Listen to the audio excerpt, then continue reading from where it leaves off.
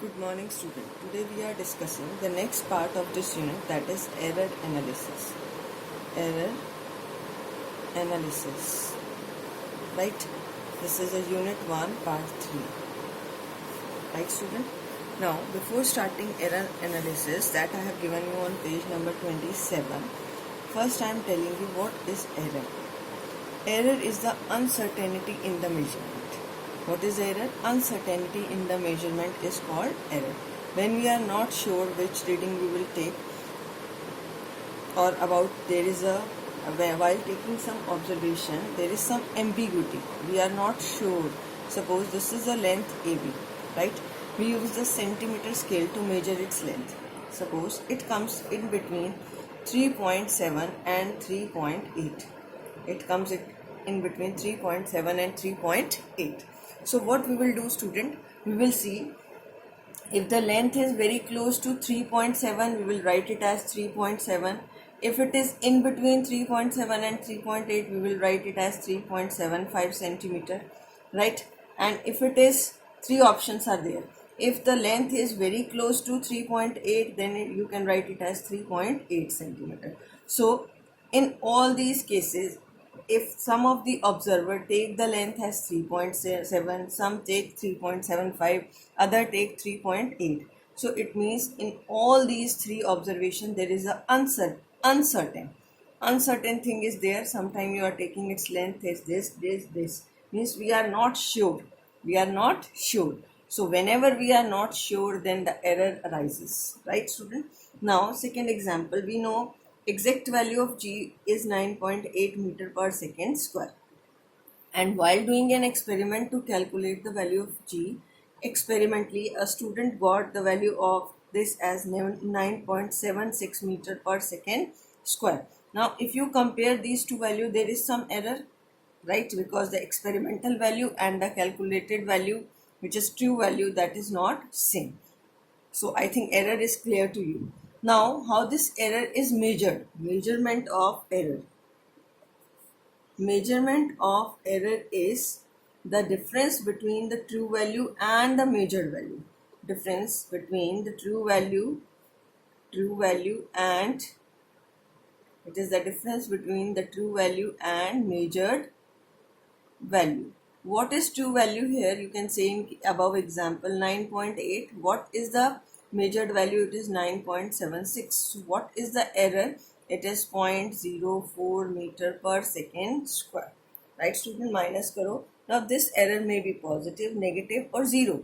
If true value is greater than measured value, then it is positive. If true value is less than measured value, then it is negative. And if both are equal, true value equal to measured value, then error become equal to 0. Is it clear, student? So in every experiment, don't know about the true value. So how we will calculate true value in that experiment or in that measurement? Suppose for any physical quantity, you take n number of observation, a1, a2, a3 up to so on am. So what is the true value? You will take its mean, a1 plus a2 plus a3 up to so on an divided by n. So this mean value is considered as true value where we don't have true value. Like here we have the true value 9.8 meter per second, but while taking some length, breadth or some other thing, we don't know about the true value. So how we will take the true value? By taking the mean of all these observations. Now student, next part of this is types of error. There are three types of error: systematic error, random error and gross error. Random error and gross error. Now what is systematic error? As the name is indicating, this error occurs according to a definite pattern, according to a system, right? These are the error occurs according to a definite pattern, and the cause of these errors are known. Therefore such errors can be minimized. Student, systematic error cause we know, that's why it can be minimized. Definite pattern means it occurs in one direction. Either it may be positive or it may be negative. There are following type of errors. One is instrumental error. Student, While doing the error, we discussed two types of instrument again and again: vernier caliper, screw gauge, and third is spherometer. Right? These are the instrument that you will study in class 11th experiments: vernier caliper, screw gauge, and spherometer. Vernier caliper is used to find the length, screw gauge is used to find the diameter, spherometer is also used to find the thickness. As the name is indicating, this error is in the instrument. It occurs due to the inbuilt defect of measuring instrument. For example, if you are taking the scale which is broken at one of the end, suppose that scale starts from not 0 but it starts from, suppose this is 0, 1, 2, 3, 4 and this is 5. This is centimeter scale, and suppose this scale is not start from 0, it start from 1, and you start taking the observation, then there is some error, right? Then there is some error. So whatever be the error present in instrument, that is called as instrumental error, or zero error in the instrument, vernier caliper, screw gauge and spherometer. Now, imperfection in the experiment technique means we know that how to take the observation, but we are doing some mistake. For example, to measure the temperature of human body, a thermometer is placed under the armpit. It will always give the temperature lower than the actual temperature of the body, right? Where we will place it below the tongue, but for the children we will place it in the armpit, right? Because it is not safe in the mouth. That's why we will place it armpit. So we know where we have to place it, but we are keeping it in armpit. That's why the temperature is less than the actual temperature of the body. So this is the imperfection technique in experiment. Imperfection in experiment technique. Now, personal error. It arises due to lack of proper setting of apparatus. You know that you have to set the apparatus according to this, but you are not considering that, taking the observation without observing proper precaution, etc. Now, error due to external causes. It arises due to change in conditions like temperature, pressure, humidity, wind velocity, etc. For explaining this, I will take the example of temperature. In last year, you have done the Ohm's law experiment, in which we take V is directly proportional to I and keeping the temperature constant. So, if in experiment the temperature gets changed, then your readings also get changed, your results also get changed. So this error arises due to external causes. Student, all of you know, if you see the effect of temperature on wood during the rainy season due to humidity, what happens? The wood get expand, and all the wooden instrument that get expanded, right? So this may also affect the experiment instrument, right? That comes out to be instrumental error. Now, in fifth we have taken on page number 29. This is the least count error. This error arises due to the limitation imposed by least count of measuring instrument. For example, if you take a centimeter scale, what is its least count? 0 to 1 centimeter.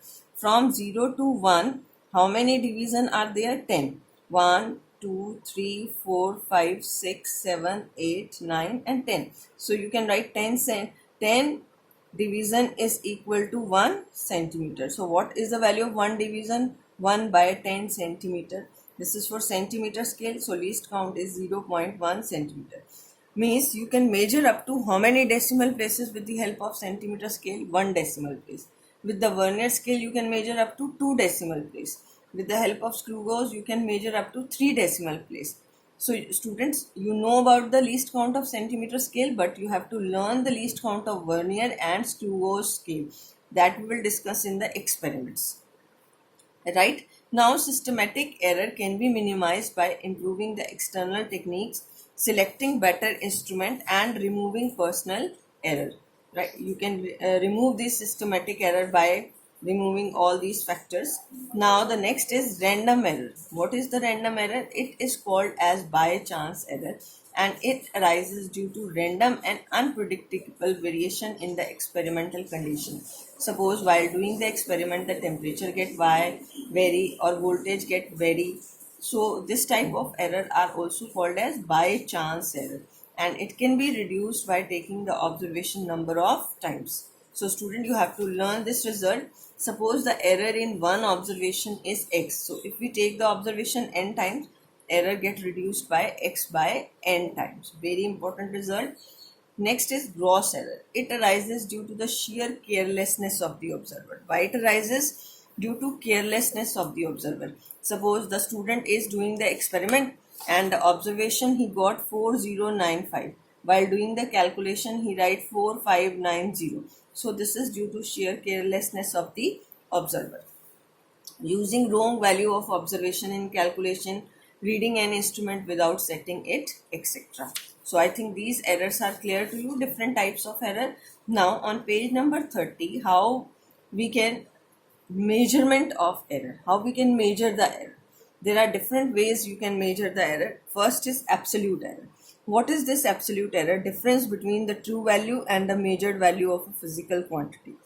Let A1, A2, A3, An be the number of observation of a physical quantity. So you can write Am is its mean, that is considered to be its true value. Mean value or true value? Mean value or true value. This is Am. So it is A1 plus A2 plus A3 up to so on, An divided by N. Now this triangle A1, this is a new symbol for you student. You can read it as delta A1. क्या read करोगे इसे? Delta A1 is equal to Am minus A1. Means what is the small error, absolute error in first observation? You will take true value Am minus A1.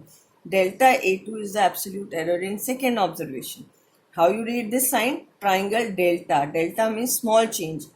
Delta A3 is Am minus A3.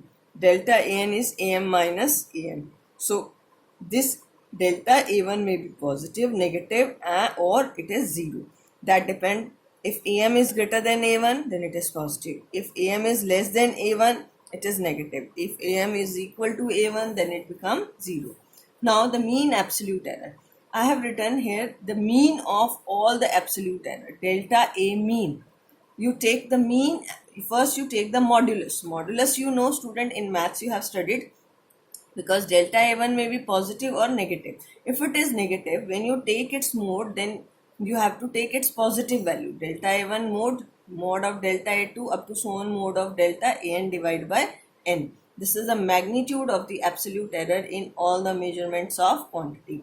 I think it is clear to you. In summation form you can write summation I equal to 1 to n delta Ai divided by N. Now the value of A, you can say that is Am plus minus delta Am. A mean.